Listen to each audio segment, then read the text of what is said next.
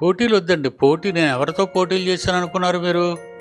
హేతువాద సంఘ అధ్యక్షుడు ఎన్వి బ్రహ్మం బైబిల్ బండారం అని రాసి హైకోర్టుకి వెళ్ళాడు.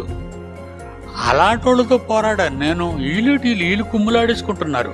వాదించుకుంటే నేను పట్టిన కుందేలికి 3 కాళ్ళు. ఎవరితో చెప్పుకో నేను విన్నాం. నువ్వు 4 అన్నా నేను విన్నంటాడు. మరి వాడితో నువ్వు పోటీ ఏటరా బాబు? నా పోటీ ఎలాడదో తెలుసా మీకు? నేను ఓడిపోతే క్రైస్తవ్యాన్ని వదిలేసి నాస్తికత్వంలో కలిసిపోతానన్నాను. అది పోటీ. తొడకొట్టాను, జబ్బచరిచాను. మరి నేను ఎన్ని చేశాను? మరి ఇళ్ళగా ఏటు నోట్లో ఆడి తప్పు అంటే ఈడి తప్పు, ఈడి తప్పు అంటే ఆడి తప్పు, అన్ని తప్పు ఉంటే హైందవ సోదరులు ఎలా చూస్తారు? ఓర సన్నాసులారా, మాయి తప్పు అని మీరు చెప్తారు. మీవే తప్పులురా. ముందు మీ తప్పులన్నీ సర్దుకొని అప్పుడు సువార్త చేయడానికి రండి అంటాడు. నువ్వు త్రిత్వం గురించి చెప్తావా? త్రిత్వం గురించి చెప్పుకొని వెళ్ళిపో. పోటీ అంటావా? ఎవరు వదిలేసుకుంటారో చెప్పండి. అప్పుడు జడ్జిలు ఉండాలి.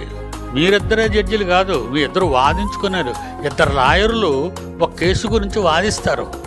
ఎవడ నెగ్గుతాడో జడ్జి వాళ్ళకే రాసేస్తాడు ఆ ఆస్తి. ఈ కేసులో నిజం ఉంది కనుక ఇది వీళ్ళకి ఈ స్థలాన్ని విడిచిపెట్టి వెళ్ళిపోమని కోర్టు ఇస్తే జడ్జిమెంటు. అది పద్ధతి. ఆ పద్ధతి ప్రకారంగా కాకుండా నువ్వు ఛాలెంజ్ అంటే నువ్వు ఛాలెంజ్. ఏమి ఛాలెంజ్లు రా బాబు మీ ఛాలెంజీలు? ఇలాంటి ఛాలెంజ్లు చేయకండి.